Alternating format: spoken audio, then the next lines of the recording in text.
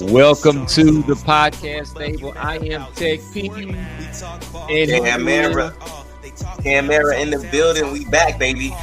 We are back in the building this week. We're going with Rivalries, Rebounds, and Reality Checks. Right now, we're sitting here, and on this morning, the Jets and the Broncos are laying it all on the line. Who you got, Cam? Let me get a hot take.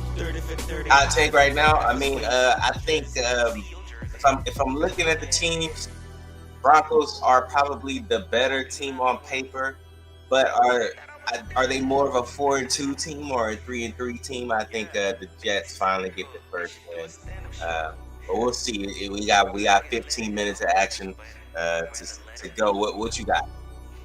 Man, I was gonna go with the Jets to win their first one. I don't think they're 0-5 team.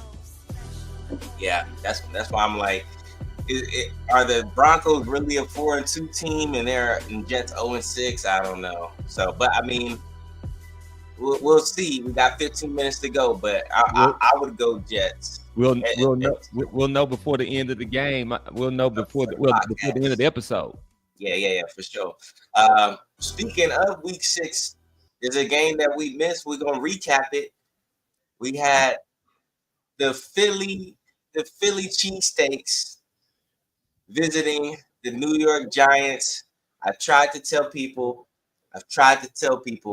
without pushing their quarterback's bum, being madly successful.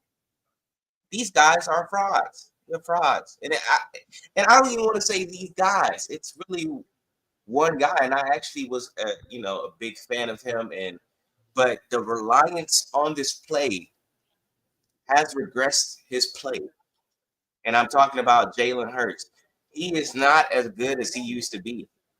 Oh, wow. We're talking regression here. He's not. He's just not. He's missing all types of throws because they don't throw in pressure situations anymore because they have a play that they can rely on as long as they're short and distance. They ran the tush push 4 times in a row. I think all of America woke up and came to side with me. I had been calling for this play to be banned, and they ran it 4 times in a row, and they still lost. But it wasn't football. It wasn't football. I'm sorry. It's not like if you run it a couple of times or whatever in a year, like I get that, but like when you're running it constantly, you're jumping false starts, this, that, and the other. Like, anyways, about the actual game. It makes my other pick of the Giants against the Chiefs not look that crazy, you know. It makes it look not that crazy. Like if Jackson Dart was in there, and I don't even know if he's a better thrower per se than Russell Wilson is right now. But at the moment, he is a better playmaker because it's not the Russell Wilson that can scramble like he used to. And so Jackson is making a lot of plays on his legs. Scatterboo is energizing everybody, and also they don't have Neighbors, which might be a solid thing because he can make it like everybody talks about AJ Brown being frustrated, but Neighbors is way younger and way less kind of mature in that role. He could make it a lot more difficult for his young quarterback into like trying to eye in on him. And so right now, Jackson Dart has been playing with a freedom and a carelessness, and it's allowing them to make plays and stuff like that. Do I think the Giants are going to continue to win? No. But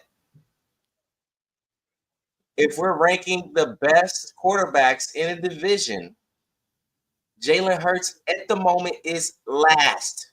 He is last out of the starting quarterbacks. And I'm not saying this is off of like resume or anything like that. I'm talking about this season, what I've seen, the regression.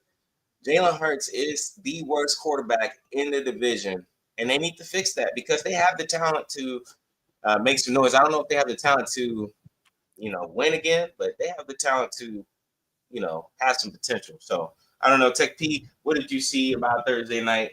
What's on your mind? I despise the Philadelphia Eagles. I could not care any less about the New York football mini men. what I saw is I saw what could be culture shaping for them. I saw young athletes out playing free. I really like the energy I saw from them to go out and express themselves after they had done what nobody really thought that they could do. And so I felt good for that reason. If I'm getting in, putting my football hat on, which I don't wear every day, I have to say I don't really get into it and get that emotionally tied to it because, the people here in Dallas have made it very difficult for one to stay all the way in without having some negative mental health implications. And so what I saw from those guys there in New York, it surprised me. It surprised me. I did wonder, you make an interesting point about Russ not running. He's towards the end of his career. And I mean, let's be honest, if he would accept the backup role, he probably would have another 6 to 8 more years on the sideline. And so, it was a business decision. Let's take a step back. If you can't win from the pocket, win another way. Jerry has instituted different types of winning in football. And so another win for Russell Wilson would be to go stand on the sideline and hold a clipboard and be an additional coach or mentor to young Jackson Dart and whatever young quarterback that's to come along, and people want a Super Bowl winning quarterback as a second stringer, or perhaps even a third stringer if he's willing to do that. There's a place for Russell Wilson if he were to do that. So I can understand him not getting out there and running for his life, and I can understand young Jackson. He's out there for the show, and he's out there for the after party, and so. Yeah. In order to make the after party happen, you got to make the show happen. And so that's what he's doing. So I'm excited to see if they can keep that up. Jalen Hurts, on the other hand, I do think that it's possible for one to regress if not surrounded by the right type of play calling, support system. I am in no way a fan of anything going on in Philadelphia. So I do would like and want to project positive things for Jalen Hurts. And so perhaps they would trade him. If he's that bad and they can win with tush pushing, they should put somebody else back there because they're not depending on their most valuable asset to go out and win them games. So that's the way I look at that. And so I do think that they need to get back away from relying on that. And just imagine if that team and that defense had a quarterback like Dak Prescott, we'd see. Listen, and I've been on that, and I've seen people that I've told about Dak Prescott recently in the past, and I say, hey, look, when he has what he needs, he's the one. I'm not gonna say the 2 or the 3. He's the one in the league. And I see them. I say, hey, do you remember when I told you about Dak Prescott? And they're like, yeah, I remember. And then somebody else interrupts, and they're saying, oh, he's just another Romo. Yeah, and then in the same breath they'll say, Jerry's ruining the team, and that. Yeah. So what is it? I can't, because you name me one quarterback that can win with Jerry Jones.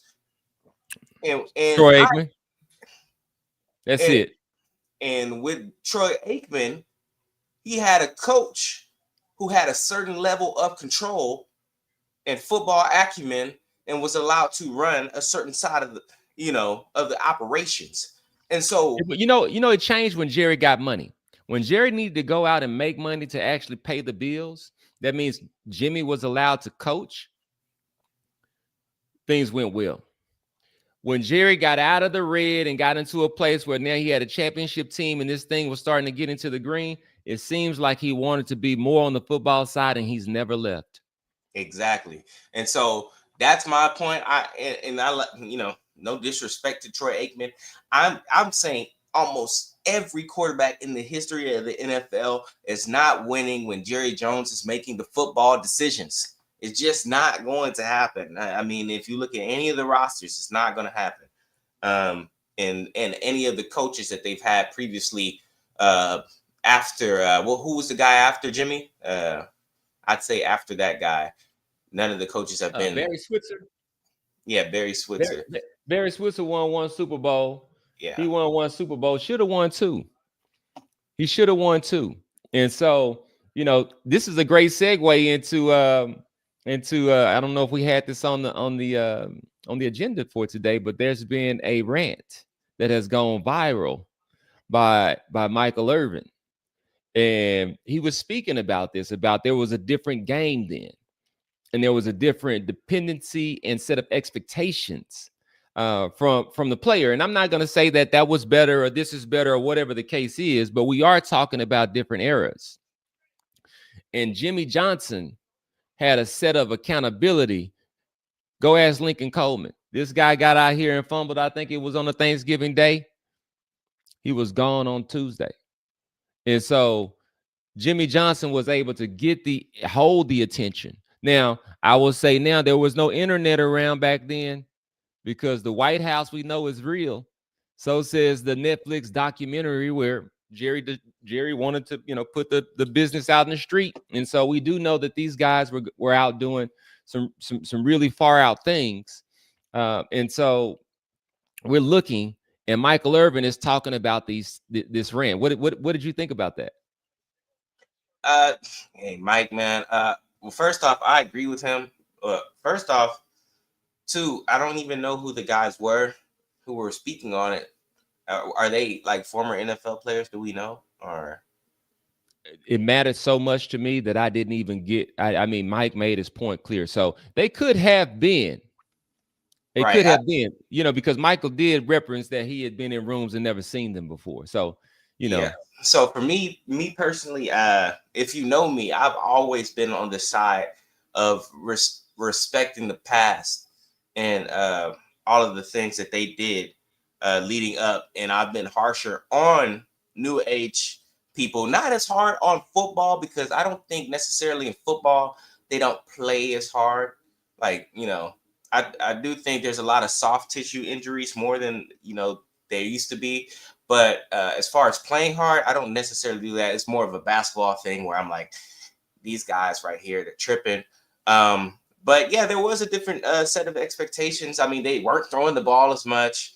It was more of a run league, way more physical, way more punishment, throwing across the middle, things of that sort. So like for you to say, can Deion play in this era versus like, okay, can some of these wide receivers play in that era? Like, I think it's a really weird argument. And also, like, I don't see these guys, like, sometimes these guys are disappearing against, Sauce Gardner or, like, we're not even talking about Revis Island. We're talking about, and some of these guys are good players, like Patrick Surtain the second. He's a great player too. So I'm not trying to disrespect, but what I'm saying is it's not like they're running ramshock over every cornerback in the league currently for you to dig up, probably the greatest cornerback, for this conversation. So, get your clicks and all that stuff. But like at the end of the day, clicks disappear. You gotta like have some sense. So yeah, and I also think that plays into Michael Irvin's, like, was he on the show? I don't know. Was he, or did he just like light up the camera? He has his own podcast too. So he has his own like little podcast in the morning. Then he'll go on the other podcast, and then he'll go on ESPN and stuff like that. Okay, so he got on, and he got on with a different persona. Yeah, he was by himself. and so this is like WWE time, Michael Irvin. He can't go on to. He can go on. It is what it is, and do that. But he might as well do that on his own platform and put on this performance, which this is what he is. This is what he does. He said, I went and made catches where pain lives. And so what he's doing now is he's creating this emotional, passionate moment where clicks live. And so, I think it's a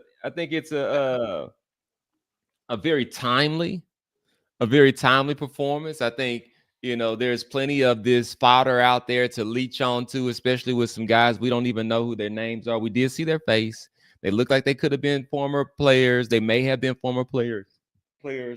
I'm not saying that their content is trash. I don't know them at all.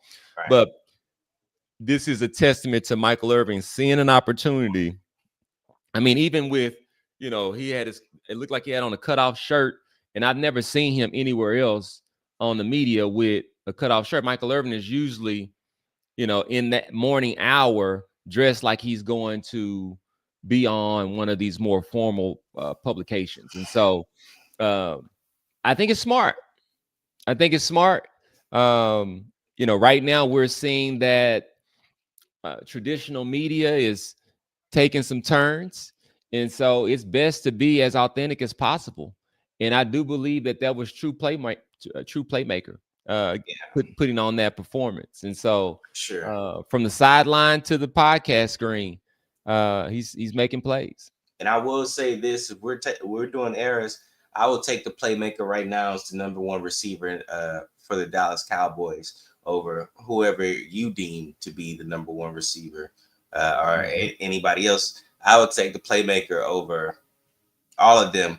And I wish he was going to be playing in this matchup today that they got against the Carolina Panthers. I don't know if you saw, but Rico Dowdle told them boys they need to buckle up. Yeah, they need to buckle up. I did. You know what Dak said? Hey, yeehaw! What did he say? He said, "Well, I mean, technically we got to take a flight, so we'll buckle up on the flight to." So I mean, I guess we're gonna buckle up, but hey, arrogant Dak is in the building. Number 4. He's coming to town. And I watched a little clip of the D coordinator of the Panthers talking about Dak, and he had high praises, talking about how Dak's been playing at a high level for 10 plus years now, and when he's on the roll, he's with the best of them, this, that, and the other. And I believe he was being honest. But none of that is going to save them today. I think the defense is going to start to get better off of these performances coming up. Like you had the Jets last week. You have the Panthers this week. I think the Panthers are going to take a little chunk. But I think Overshawn, the guy from Texas, he comes back this week. And I'm expecting at least one or two turnovers out of the defense today. And I'm thinking Dak, he's good for another 40. He's good for another 40 today.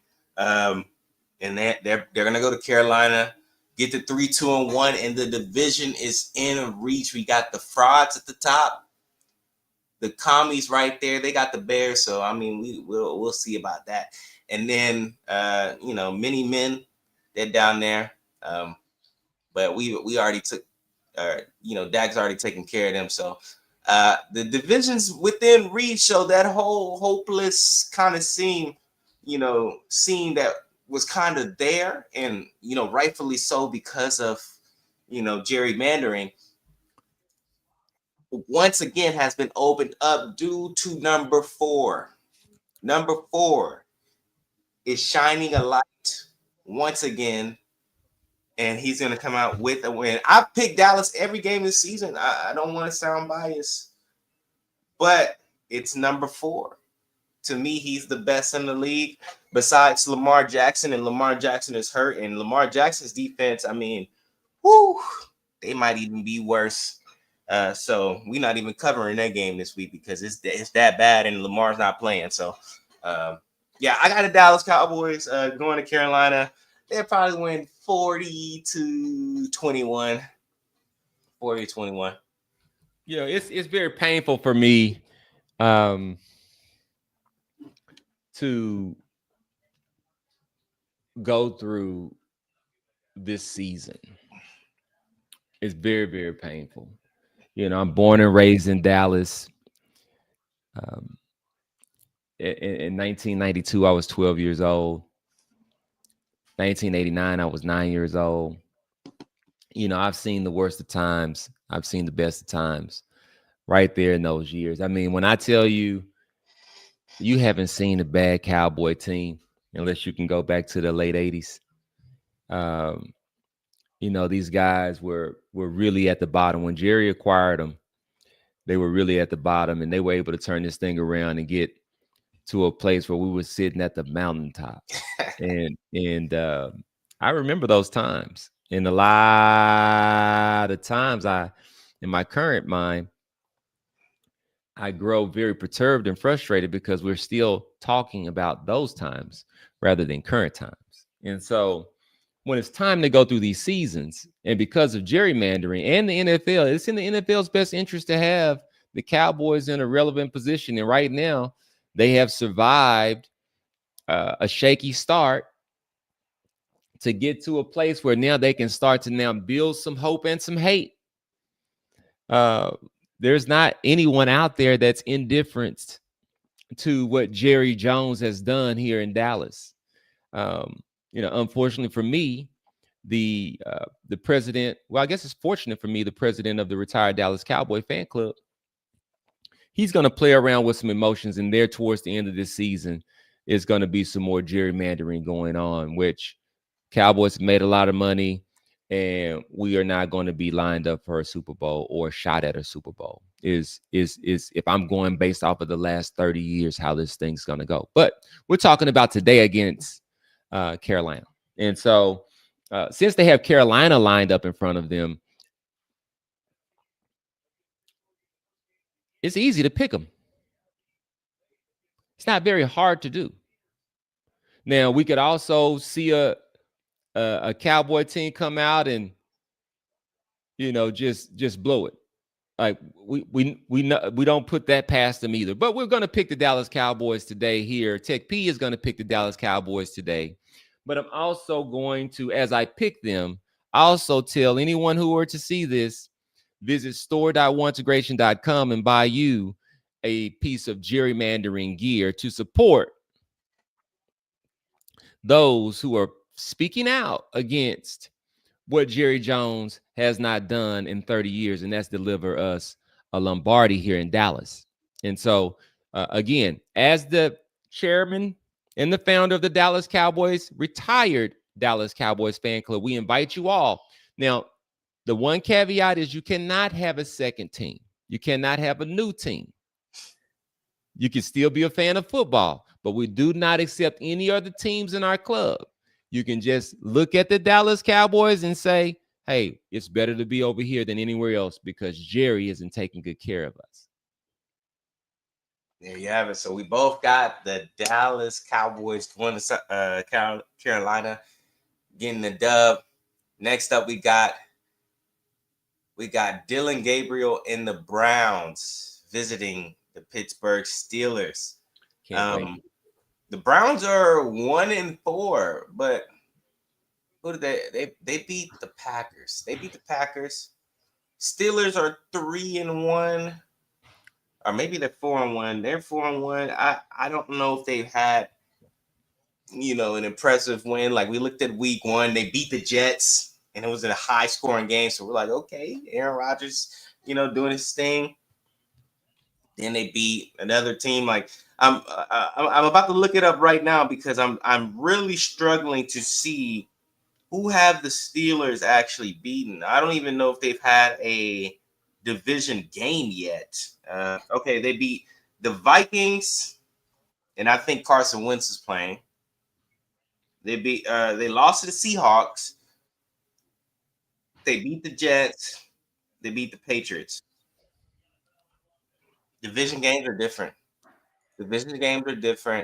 I think the Browns have the best defensive player in the NFL in Myles Garrett. No offense to TJ. I think TJ is he's still great too, but the results have not been shown. I will say for this game, I wouldn't be surprised if the Browns win, but I'm going to go with the Steelers because I'm not quite sure on Dylan Gabriel yet. I don't want to be too harsh on him. I don't want it to seem like there's a bias or anything. When I watch college football, when I watch any college, for me, it has to be a player that's moving the needle. It's got to be Zion Williamson. It's got to be Shador. It's got to be Travis. Hey, you might hate me for this, but I'm gonna say even Lonzo Ball at UCLA. Lonzo Ball was a needle mover at that time before his mom was hospitalized right before the tournament. But I have to watch players that are making a difference, who are playing in a different way than other players. And really, college football is missing that right now. I don't even know if I can't name like one quarterback that's like doing that thing right now. But Dylan Gabriel never popped out to me in that way.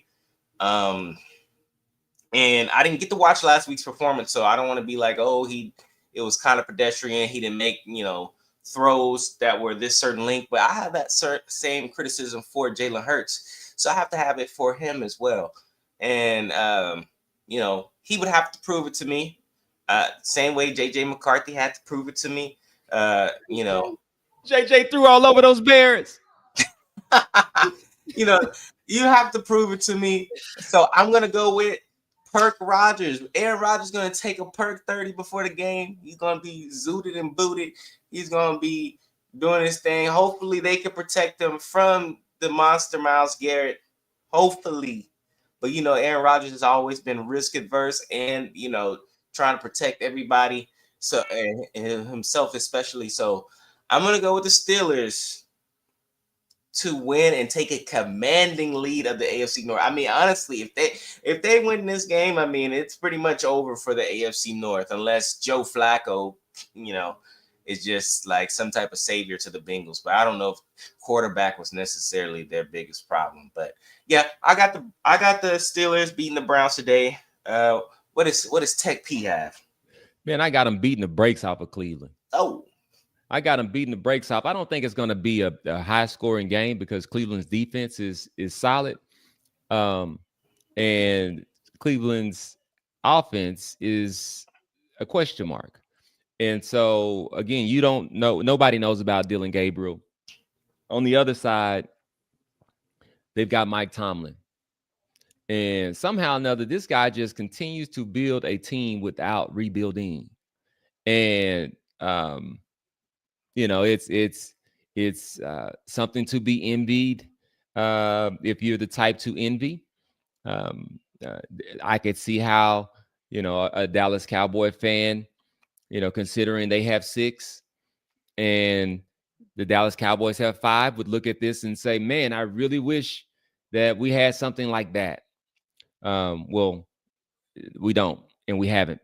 And so, or they don't. I should say. I still sometimes slip up and say we. They don't. So kudos to Pittsburgh, Cleveland. One of the few teams that have been worse than Dallas over the last 30 years. And so I think they have the most starting quarterbacks in that tenure of any other team as far as quarterback churn. And so usually when you have quarterback churn, that's an indicator of failure. And so, we can look back at the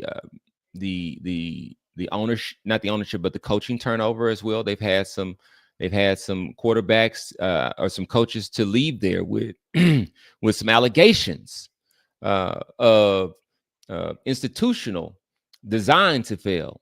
And so, those types of things, when you think about Hugh Jackson, those allegations that he was making when he was leaving there, those types of things allude to something a little bit more deeply rooted.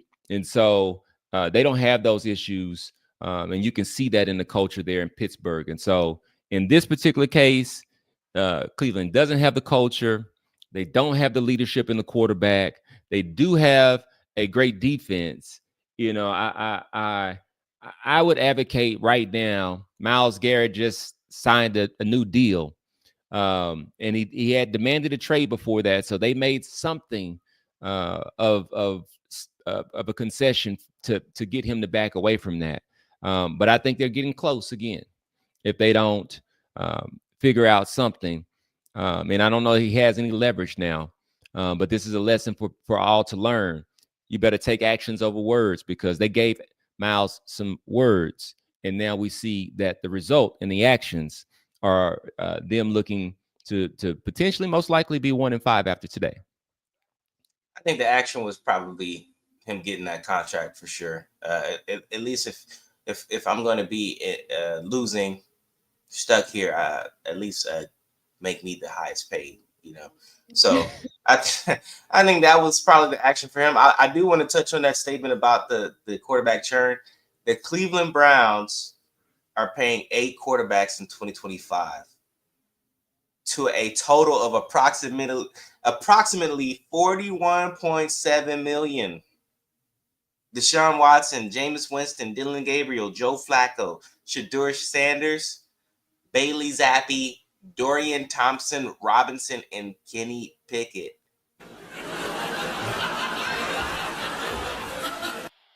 The peanut gallery is laughing. So the peanut gallery is laughing. Where does it ever make good business? I mean, think about it. Let's just think about it. Let's just pause and double click here. One of those names on that list was Deshaun Jackson. Which one? Deshaun Watson? Deshaun Watson. I'm sorry, Deshaun Watson. Deshaun Watson received that contract after going through what had to be a very, very painful experience of being what he believed was targeted by the NFL, to the point where he filed his own set of lawsuits. And somehow or another, the owners saw fit at that point to do something they never would do in the past, and they haven't done since, in providing a fully guaranteed contract to Deshaun Watson. And not only did they take that step, but they, understanding that there would be some suspension ahead, some retaliatory actions ahead, they made the first year of that deal prorated, so that in the event of a suspension, he would not be losing any of these guaranteed dollars. And so that meant that the back end of that, so it was really like a 4-year deal with 5 years worth of money or something like that.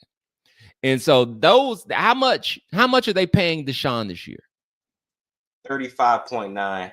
35.9. They paid him that last year. They paid him that the year before. I think Deshaun is probably, I don't know if he's played a whole 16 games for them in his whole Cleveland career. Nah. Yeah, he hadn't finished the season, because I think he came back one season in the middle of the season, then the next season hurt in the season at some point. And that's when I can assure you, if that contract hadn't been structured the way that it had, there would have been some different decisions being made. And so 8 quarterbacks there in Cleveland. Yeah, that's what they're paying. It's only 2 right now. But speaking of Cleveland and quarterbacks, both of those type of topics connect to this next game. We got a former Cleveland quarterback predecessing Deshaun Watson and Baker Mayfield hosting a team that might have a little bit of quarterback controversy in the San Francisco 49ers. Real quick for me, right now, a lot of people have Baker as the MVP. I think he's been doing well. I don't want to argue against that. I think for me, it would just be kind of like, it's kind of like an MVP of circumstance. Like, and I like Baker. I just need more on the resume. So this will be a great start for that. If you are able to beat a 49ers team, and might I add, a Mac Jones 49ers team, because a Mac Jones 49ers team has not lost a game. And that's the other part that I want to touch on, because I actually like Mac Jones. A lot of people didn't like him coming out of Alabama. I watched him in New England the first few years. I thought he was solid. Now, I was very hard on Bill Belichick, because I don't think that this guy, he's a great defensive mind, but he had somebody there to help steer the other part of the ship, and he shipped them out, and then he tried to take control of all of it. And we have seen where that's led him to today. And so now when you look at Mac Jones, he's playing like a number 3 overall pick. I'm not saying he's been like fantastic, like he's Josh Allen or anything, but he's winning football games. And really, the Thursday night game last week, he played spectacular. He played spectacular, and he beat a lot of people. Matt Stafford is a Hall of Famer to people. And I think, maybe rightfully so. But Mac Jones has been playing very, very well, and it's coming up onto another situation of, once again, the Niners have invested a lot of assets into a quarterback, previously traded all of these assets for a number 3 pick, and they end up going with their 7th rounder eventually. And now here we come again. We pay the 7th rounder $50 million, and now he's unavailable. He's not playing the best. And Mac Jones, who we passed up on, we traded up to number 3, and we picked what was the guy who they traded him to the Cowboys? Trey something or whatever. We picked him. We passed up on Mac Jones, and Mac Jones has come in and redeemed himself and is playing well. And I'm going to take Mac Jones to do it again in Tampa Bay, because the resume for me speaks a little louder than Tampa's resume. Like, they almost beat the Eagles, but to me, the Eagles is not that good. They're not that good to me. I don't rate the Eagles like that. You got some other wins on there where you had game-winning drives. Very clutch of you, Baker. I like Baker. I'm not trying to start nothing. I like the rookie receiver and all that great stuff. But Mac Jones has a more complete team around him to me. And in this system, he's been playing like that number 3 pick that they should have probably picked, and they would be in a much better situation if they had picked him. So I'm going with the Niners in Tampa. Yeah, I don't know if they would have been in a better situation. I do like the commentary, the perspective on Jones. I do like Purdy. I think the 49ers, of course, were following a thought process of being able to have 3 or 4 years with this player. I mean, we did it, or the Dallas Cowboys did it here in Dallas with Dak Prescott. And so when that works, you take that opportunity. There are times on the other side of it, you get a little spoiled to being able to surround these pieces around this young quarterback that's making, not the lion's share of the cap. And then when it's time to transition, you have to get rid of some of those pieces because you have to decide on this quarterback. And so in this particular case, they're in a very fortunate situation. They have 2 able quarterbacks that are probably talent-wise about the same as far as their ability to take this team and win. And so what does that mean? That means in the offseason that this Jones is going to be very valuable. And so they'll have a trade asset, and they'll have people that'll be pursuing, trying to figure out whether or not, what they will take back for that contract. I haven't looked at the contract. It's probably a 2 or 3 year deal at the longest. And so it should be a pretty favorable deal and viewed amongst the teams that are looking for a quarterback as something worth trading for. Today, as I look at what's going on, San Francisco versus Tampa Bay, Baker Mayfield, I think he had like a 500 record in Cleveland when he was there. That's hard to do. We just got done talking about them. That's very, very hard to do. And it's also very, very hard to do, very, very hard to stay in the league after you've played in Cleveland. And so he's had, I think, an additional 2 stops since then. And he's landed in a place coming off of winning a Super Bowl and transitioning away from Tom Brady to actually keep them in what I believe is in a favorable position as far as putting butts in seats and selling hope to a fan base why you should come out and support the team, which is what the quarterback and the team is supposed to do. And so when you think about these moments, I think I saw something where Baker was talking about when he was in Cleveland, and people would define him as brash because he would, do these things and say these things, and he was really direct. And so now that he's in Tampa Bay, he's doing the same things, and people are saying how it's showing that he has moxie. And so he's pointing out the difference in the way things are labeled depending upon the brand of the franchise or where you are in your age and career. And so today is one of those games. This game, I'd be. What time is it? Is this a 3:00 game? Is this America's game of the week? 3:00 game. Yeah. So if this is a 3:00 game in Tampa Bay against San Francisco, both teams 4-1, I'm taking Baker Mayfield. Is Mike Evans back today? Is he playing today? Not that I know of. Let me look it up real quick. But I will say on that point, like, and I preface all these comments with I like Baker. I really do. I've always been since Oklahoma. I've liked the way that he played. I liked how he played in Cleveland. The only reason I was justified with the trade was because at that time Deshaun Watson was a top 3, 2. I mean, with what he was playing with in Houston was basically what Baker was playing with in Cleveland, and Deshaun was the better quarterback at that point. He's went through some things since then, so it hasn't looked like the successful trade. But I like Baker, but let's be honest. NFC South, I mean, once they lost Drew Brees, and I don't even think he ever played when Drew Brees was there because I think Drew Brees retired a year before Brady did. So they've been terrible. Panthers have been terrible.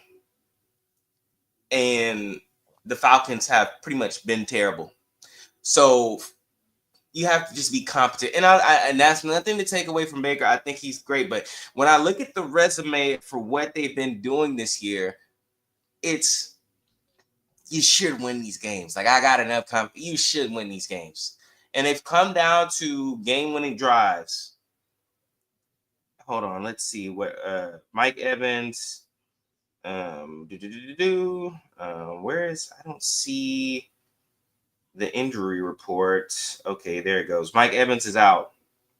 So Mike Evans is out once again. And I'm not sure that they're missing him that much, to be honest. The rookie receiver has been going crazy to the point. And Dan Orvalowski, bro, you have to stop the Dak hate, bro. Like, this wide receiver in the Buccaneers has been playing great, sure. But for you to put him on your MVP ladder and put Baker on your MVP ladder and be missing number 4, this is pure hatred. This is pure hatred. You would say if Jared Goff was doing these numbers with the same record, you would be Jared Goff's doing this and that, and he's holding them up. He's keeping them alive, this, that, and the other. You hate Dak Prescott. It's getting very obvious, Dan. You hate Dak Prescott. And I don't know what it is. I have no like, you hate him for this reason. But there is a clear bias that you have against Dak Prescott. For you to put a rookie receiver in the MVP race along with his quarterback, I'm sorry, that didn't sound right to me. That does not sound right to me. So, but back on the topic, yeah, Baker. Like, when I look at the wins, you beat the Texans by 1. The Texans have not been very good. You beat the Falcons by 3. I mean, even the Panthers beat them by 30. You beat the Jets by 2. This is an 0-6 team. Or actually 0-5. I can't see the game right now. They lost. They lost? Yeah. So 0-6 team. And then you lost to the Tush Push Eagles, who have started to become exposed. And you had a chance. It was a chance at the end for you to win. I don't want to take that away. But what I'm saying is, I think the Niners are a step up from all of those teams, especially when Mac Jones is playing. If it was Brock Purdy, I'd probably pick you. Brock Purdy, he's not that guy for me. But we shall see. Let's jump into who do we have next? Next up, segue from Dan Orvalowski, we have his quarterback, Jared Goff, visiting the mighty Chiefs. They're are the Chiefs 3-2 or 2-3? 2-3. They're 2-3. Mm-hmm. The Chiefs are 2-3, so automatically the Chiefs are going to win this game. Chiefs are going to win this game. They can't let the Chiefs go 2-4. Not if they can't. They. I won't say any. I won't say no names. They are the people the people that Dan's speaking for. The people that Dan's speaking for are working against him today, is what you're saying. Yeah, basically they can't let them lose this game today. And honestly, I mean the Chiefs defense, they're still solid. And the Chiefs got one of their weapons back in Xavier Worthy. And last week was a little bit of a humbling experience, losing to Jacksonville. I think that today they come out and, I was called out. They said it was hard for me to pick Pat Mahomes. They said it was a tough thing for me to do. But I think an even tougher thing for me to do, and I would admit to this, is picking Jared Goff, the Goff. He is going to give up the ball today, and the Chiefs normally capitalize on things like those. And I trust Patrick to do that as well. So I got the Chiefs winning today. Andy Reid, all those boys, that the Lions are going to go for it on fourth down, turn the ball over on downs as well. And I got the Chiefs winning today and going to 500 because they cannot afford for them to get too far behind. The Chargers have been kind of dropping the ball too, but I've always told you about Justin Herlaw. So, hey, it is what it is on that front. Man, Detroit and Kansas City. I think Kansas City is done. I think Kansas City is done.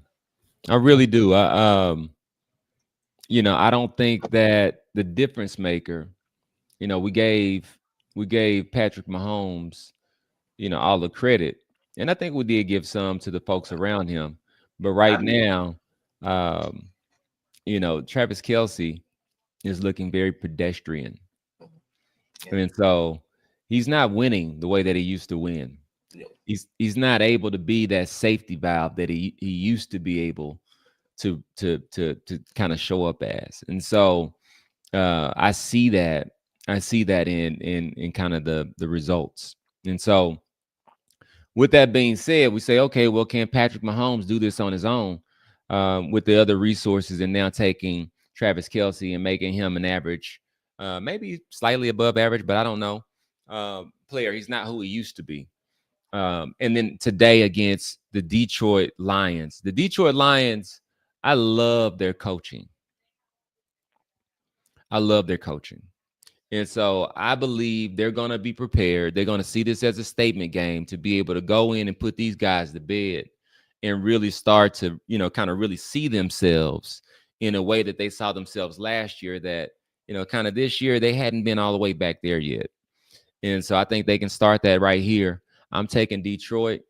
Kansas City can definitely win, but I'm going to take Detroit in this particular game, considering that I haven't seen what I needed to from Travis Kelce. And again, I think Travis is another one of those current players that's on the podcast scene. And there's seemed to be for some a negative something that comes from being able to do this while also being a current player. I don't hear that when it comes to Travis Kelce. And so I'm seeing, while he is an active podcast player, the degradation of his performance at the same time. And so I'd like to know from those people out there watching and who may see this, do we think that Travis Kelce should take a leave of absence from podcasting and really turn back into and tune back in and narrow his focus back to the field? Because that's what I've heard about other players who were, kind of doing those things concurrently. So if there's anyone out there that has some perspective, we'd love for you to share that. But I do see that. And so let's keep a close eye on it. Today, I'm taking Detroit. So chat Chat, we need y'all to respond to that. I'm going to be the first one to respond to that because I've been heavy on Micah Parsons should not be podcasting. And guess what? He's in Green Bay. He can't podcast anymore because no one's going to watch. And the same really goes for Travis. You were winning. You were winning. Your brother was winning. Y'all were facing each other in Super Bowls doing the podcast. It's okay at that point. You're not winning. You're not performing. So, yes, we will be on your head top about the podcast as well. I mean, honestly, a lot of people were already on your head top about T-Swizzle because we don't want to like monitor your choice and women and all that. It was more of like, now the NFL is finna pop her up at every game. Now every time y'all win, it feels like it's a T-Swizzle stimulus. So now that you're not performing, yeah, no, hey, I'm very consistent on that. If you're not performing and you got a podcast, I don't care how positive it is. Me personally, I do not care how positive it is. You need to be winning, and you need to be performing. Yeah. And it's just as simple as that because you got to make the main thing the main thing. It can't look like the side thing is the main thing and the main thing is the side thing. Hey, and I'm Tech P. So for any of you out there, we got one in the chat that said take a break from it. I could actually support your brother Travis by creating an AI virtual likeness for you, for him to be able to interact with, to be able to stand as your stand-in, a responsible use of AI that we could have fun with and educate people on how this could be used so that you could turn your attention back to football. We can do this. These are the types of things that we can do with technology. But right now, we can't get AI to go out and get you to fire off the line and be able to run this route and catch that ball. And right now, we don't know if you, the human version of Travis Kelce, still have what it takes to be able to do that. And so we like to say maybe you can tune back into that because that's what they say to everyone else. And so we don't know. But today, Detroit over Kansas City for me. Well, speaking of, do they have what it takes? I think everybody is waiting for this one. While we have everybody in the chat, everybody watching, Monday night, who has what it takes, Tech P? The commies are the best. Who has what it takes? What's his name? Major Tutty alert. Major Tutty alert. You know, I need to get out there. If there's anyone out there that can create us a graphic with Major Tutty just running around like Benny Hill or somebody, like really funny Major Tutty content. You know, I love to, and I get great joy of thinking about that pig called Major Tutty they have there in Washington, forming the team formerly known as the Redskins that are now known as the Commanders. That's the long version of the name. We like to call them the Washington Commies. And so we have them today. They bring me great joy. The other team that brings me, I won't call it joy. I would say it's actually more like what's the adjective for great laughter? I don't know what the right word is, but it's the Bears. And so the reason why I say this is because, as you guys know, I've made it clear what my position is on the team here in Dallas, owned and operated by Jerry Jones and the Jones family. Not to be confused with his children he doesn't claim, but just the three that he claims, that group of Joneses. I've been very clear about how I felt about them. One of the only teams that have been more than a failure than the Dallas Cowboys is the Chicago Bears. And so today what we have is the Bears versus the Commies. Which one shall we take? I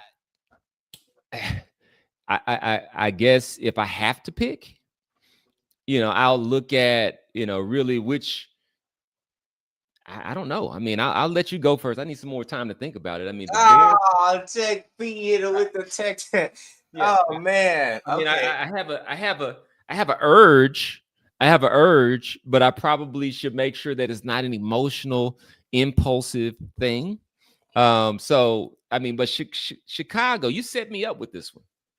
You set me up with this one, and you made sure it came last too. So you know what? Monday I'm night. gonna go ahead and do it. I'm gonna say that the Bears will continue to stink.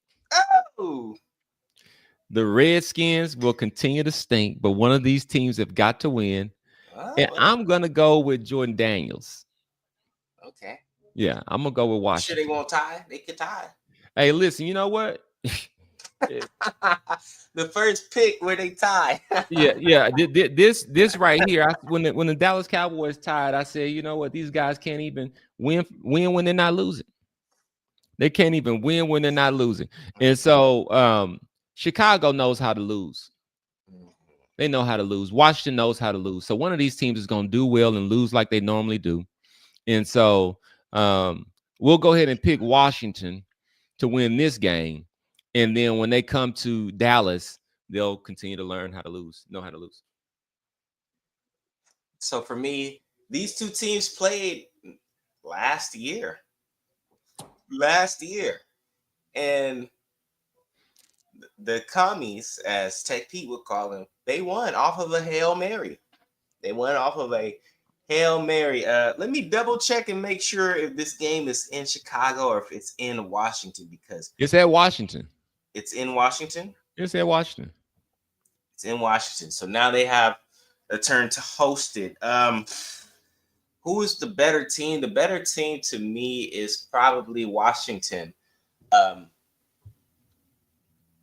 And what are the records? 2-2 and 3-2. So I have to really look and say, are the Commanders good enough to be a 4-2 team? Are they a 4-2 team in my mind? With Jaden Daniels, possibly. I'm really struggling with this pick because I don't really. I'm really struggling. The Cowboys and the Bears. Yeah. This is just a tough one for so many different reasons. And I wouldn't say they're exactly positive. I like Jaden Daniels. He's solid. I like the receivers on the Bears. They're solid. You say you picked the Commanders? I did pick the Commies. I'm not going to do it. I'm going to pick the Commanders too. I'm going to pick the Commanders. That way, if we both lose, I can't fall too far behind on my picks. But both of these teams are not that impressive to me. I like Jaden Daniels, and we'll see what it's time to face Dak Prescott. I'm not going to say the Cowboys. And there are some players on the Cowboys that I've been impressed with. George Pickens, Javonte, some of the old linemen. I've been very impressed with you. So I include you with Dak. But they're not world beaters. So I'm not going to be surprised if the guy who paints his fingernails wins this game. I'm not. I'm just, So it could go either way for me. I'm going to go with the Commanders for my pick sakes, for my record's sake, but I just want to note that I'm not that confident in it. So, like, just to review, we both got the Cowboys, we both got the Steelers. You have Tampa Bay. I have the Niners. I have the Chiefs. You have the Lions, and we both have. Okay, so I'm looking at the very worst. I'm looking at a 4-1, and the one is you, commies. For me, that's how I'm feeling. That's how I'm feeling about my week. The one is you, commies, if you don't come through. And honestly, so if the commies come through, you 5-0. Hey, look, it's a win-win for me. Either you win and I'm 5-0, and that would mean you would be 2-3 for this week if I go 5-0. And if you are, you would be 3-2. Yeah. And if you don't win, you're 4-1, and Dak is right there to show you why he's that great. He can make you think that he can transcend gerrymandering. That's how great Dak Prescott is, and I'm going to stand on that pedestal until I'm proven wrong on that. And I'm not saying he's going to win a championship, because in the end, gerrymandering will rear and prevail and repeat its cycle. But we got to start giving Dakota Rain Prescott some credit with this, because to me, it's miraculous. Yeah. I'll say that I believe today is the eve of Jerry Jones's 83rd birthday. Uh-oh. And we always want to send the best wishes to Jerry, and so it's gonna be a party on Harry Hines tonight. Oh man, it's gonna be a party on the charter plane back tonight, and so Jerry's taking some work down there with him, and the work has to come back, and so Jerry's been prime position to actually have a great birthday by way of the Carolina Panthers. There's going to be a party there. So happy birthday to Jerry. We do want to show that we are human, and we do wish you great health and Jerry. Great health and all of those things. But we sure wish that there would be some type of, I don't even know, some act of God, the God of Abraham, that would come and take the control of the Dallas Cowboys guys team away from the Joneses, not just away from Jerry, but away from the Joneses. And I really would like a scenario like they have there in Green Bay. I know this will never happen. I understand that, but for the people to be able to have a voice right now, we are subjected to Jerry Jones. What's it called when you give people the finger? You flip someone off. The bird thrower. Jerry Jones is the bird thrower. He's an 83-year-old billionaire bird thrower. And so if you have a child and your child was in Target, or if your child was just at school or anywhere, and your child just flipped someone the bird, how would you feel about that? And so for me, these are things that I look at, and it tells me something about the person. It tells me something about the soul of the person.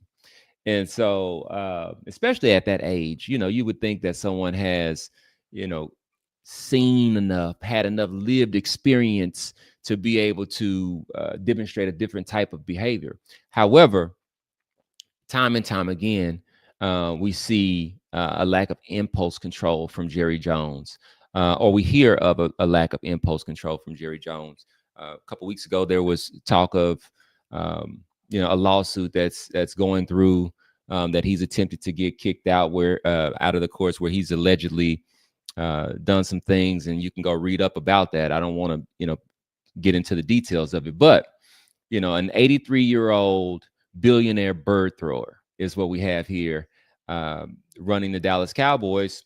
And so we, the retired Dallas fan club, we want to wish you a happy birthday, Jerry Jones. We hope you keep giving the people something to I guess marry their emotions to.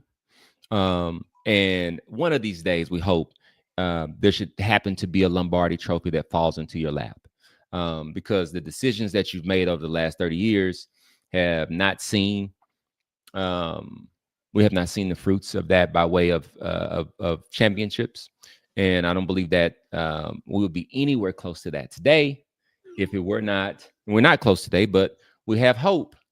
And that's because we have the rights to Dakota Rain Prescott, who is going to fleece the Dallas Cowboys for another contract, somewhere in the neighborhood of $55 to $60 million a year here in the next 2 years. That'll be announced. And so go, Dakota, go. Go. Real quick. We do have basketball season coming up. For those who are excited for basketball, have you seen your boy Cooper Flag? I have seen Cooper Flag. And what I'll say is the entire NBA world can't afford for Cooper Flag to not be successful. The nature in which things transpired in Dallas they have to do something to rid the NBA landscape of this Fire Nico chant that is permeated throughout Dallas. I see videos of people walking up to Nico on a Saturday night while he's trying to have a beer at the Twin Peaks and letting them have it. Fire Nico! They're using technology and bots on social media to attempt to put this out. It's not working very well. I just had last week a Cooper Flag bot personality, or maybe I should assume it was the real Cooper Flag. But the reason why I don't think it was the real Cooper Flag, I put hashtag Fire Nico and it liked it. And so I don't think that would be something that Cooper Flag would do, would be liking Fire Nico posts. And so that shows me that someone with interest in the Dallas Mavericks, they are using technology irresponsibly with bots and fake accounts.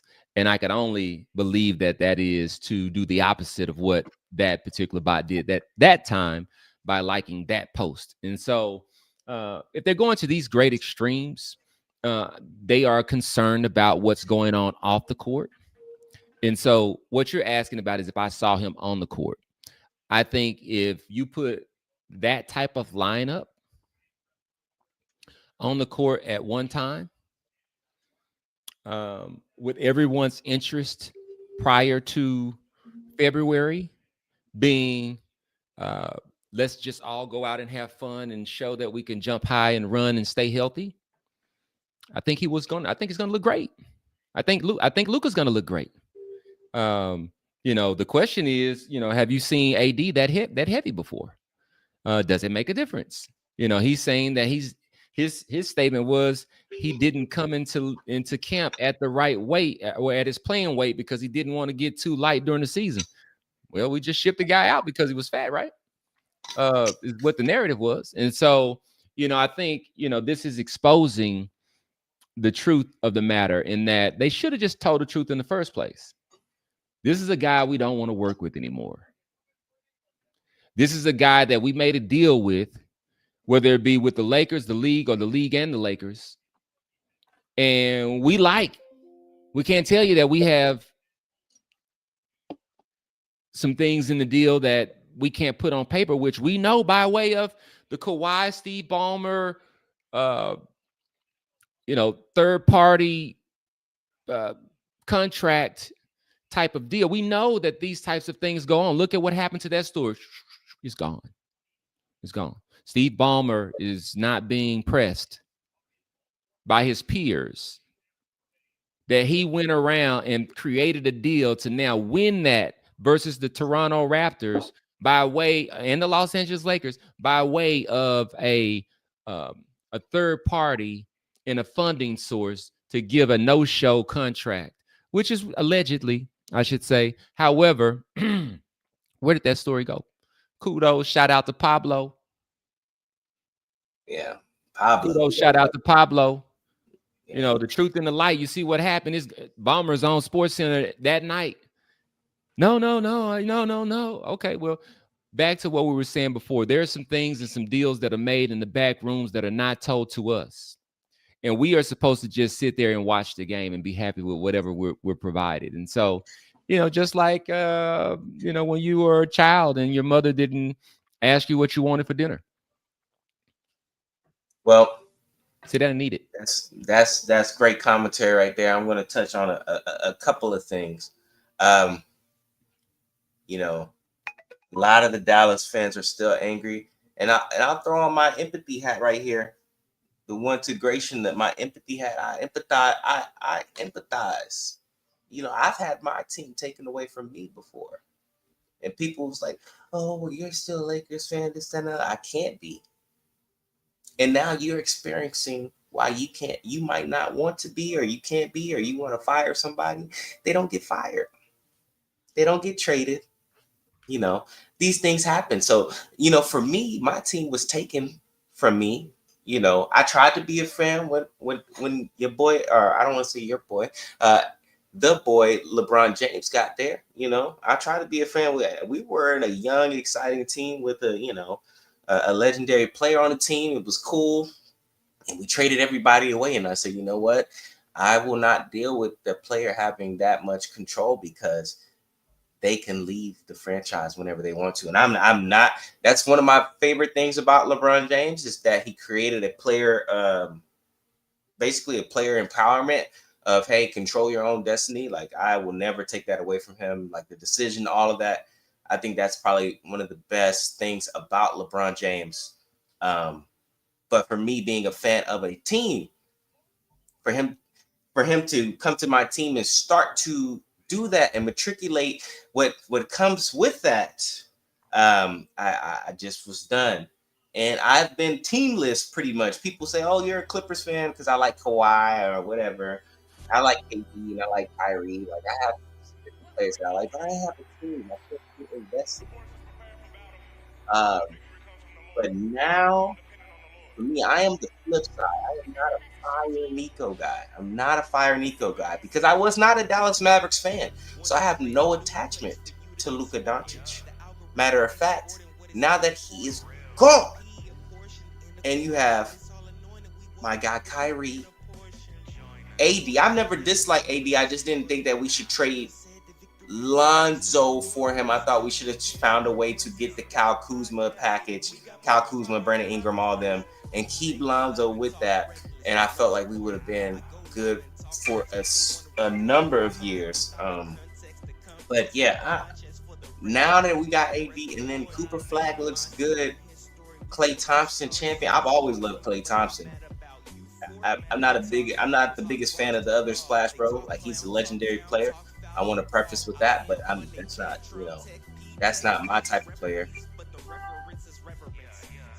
I am now a Dallas Maverick. Live on 1-2 Gration, I am a Dallas Maverick. I always should have been. And now I am home. I am home. I'm rooting for Kyrie. I'm rooting for AD. I'm rooting for Coop. I like the way that he plays. He plays an ethical style of basketball. And all of you guys that are butthurt about Luka, I get it. My empathy hat is on. But I'm going to take it off to say this. Be gone. Go to the Lakers. They're wanting you. You can be a Lakers fan. It's okay. You can be a Lakers fan. But I like ethical basketball. We got some ethical players. Look, AD is not in the best shape. I will give you that. And we will have a commentary if this, affects his play and continues and that's in that sort of stuff. I mean, hey, I'm gonna be honest about everything. But I am a Dallas Maverick. Oh my goodness. This is a team. I mean, even this year they're gonna be in the playoffs. And it's gonna be exciting to see what Cooper Flag can do. And I'm not saying he's a superstar. I'm not saying none of that. But he's an exciting young talent who plays, to me, in the right way. He plays both sides hard, and I hope that he can develop. If he develops into the type of player that I don't like, then I would be the first one to say that, because I don't think Luka started off as a player that I didn't like. To me, so when I look at the young Luka highlights, I'm like, wow. And he has fulfilled that potential in some way. I don't want to take away from that at all. This is not a diss towards your character or anything like that, Luka. You just, sometimes players become players that, I don't resonate with, i.e. James Harden or Russell Westbrook. It doesn't mean that they didn't have greatness. So I want to put it in that way. But, good luck to Laker Nation. It was great. It was great. It was a great run that we had. We had a lot of years. Robert Sacre, Ryan Kelly, Xavier Henry, where we were struggling, and it was still just for the love of the game. But good luck, and God bless. I'm a Dallas Maverick. So, welcome, Cam Era to the Dallas Mavericks fan club. They are they're in need of new fans. Hey, they're in need of new fans, and so for me, I think it's very telling especially for those of us who are from Dallas and have been around and lived a little bit, he didn't even say, I'm a Dallas Mavericks fan. He said, I'm a Dallas Maverick. And so there's a key jingle for all of us legacy Dallas Mavericks fan that there was a commercial and it said, I'm a Dallas Mavericks fan. So you welcome. They will have, I think, potentially a great team this year. It still won't address the void in the true diehards who look at it and say, man, I just can't trust that front office. I can't trust that ownership group. And so, I don't know what that looks like. I think they're still going to make some money because they got a marketing budget, they got a facility, and they got primetime TV slots from October to June. And so that usually means success. And so I wish them the best. For me, I'll be watching just basketball in general. I am from Dallas, so I'd like to see Dallas do well. I just don't connect with that front office and that ownership group the way I did with the Mavericks of old. And so, but I'm happy my son is got out of LA and all the rest of that stuff and all those things. I won't get my team back. So. Well, you're saying that because you didn't like LeBron and no, he was there and I was still a fan. Now he took control.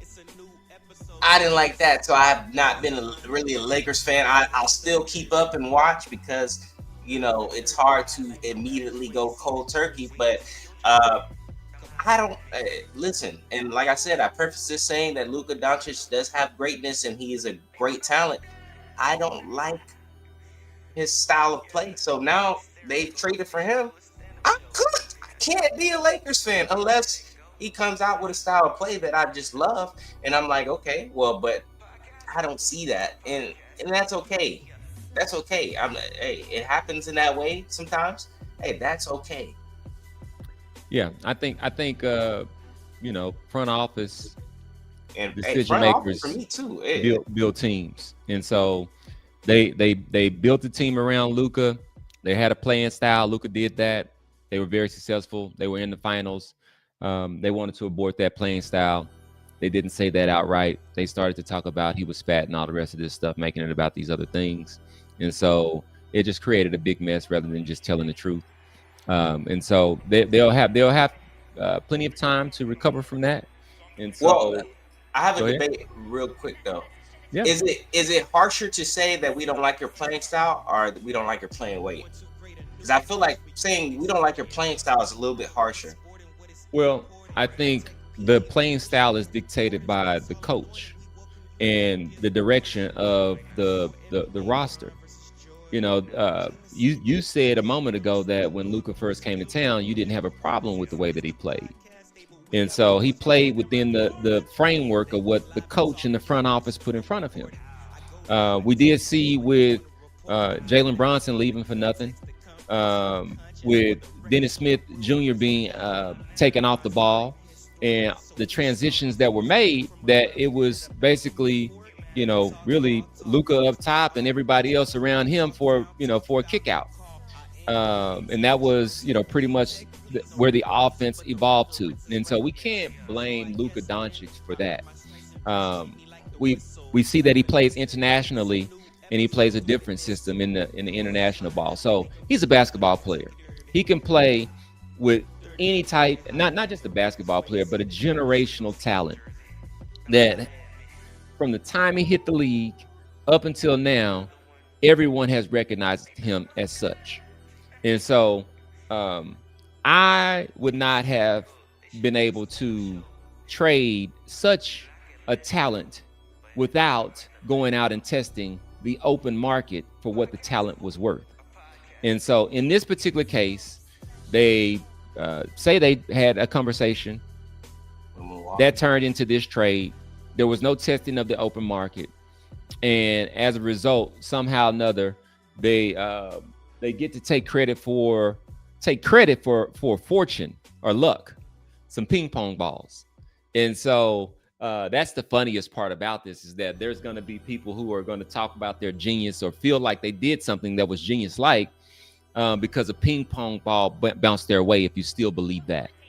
And so I think it's better to tell the story that, hey, look, we had a deal or whatever it is, but I guess we'll give competence for ping pong balls. And so with that being said, welcome to Dallas as a fan. You guys got a squad. You guys got a squad, and I think it's very talented. I do think that Cooper Flagg can be a long-term player. Yeah, this dude has a lot of upside, and it's not needed from him right away. But he didn't come in, and from what I can tell, he didn't come in as a dog, and so that's a bit concerning to me. And I think they should really try to bring that out of him.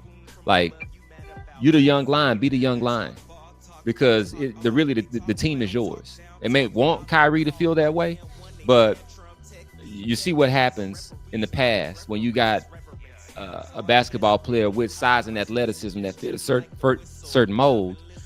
That's usually the one that's picked rather than the smaller. And I'm not taking anything. Kyrie's probably my favorite player in the league. Some people have told me that in the past that nobody wanted him, and they've had to eat those words. And so, and they sit quietly about those words. And so Kyrie is still a great generational talent playing at a very, very high level. But ultimately, it's Cooper Flagg who they need to rise. I'm sure we'll discuss this some more. I'll leave it there for now. Let's wrap it up. We got the games going already. Yes, we're going to see how our picks go, and we'll be back for next week, week 7, to discuss. I'm Cam Era. I am Tech P, and this has been the Podcast Stable. Peace.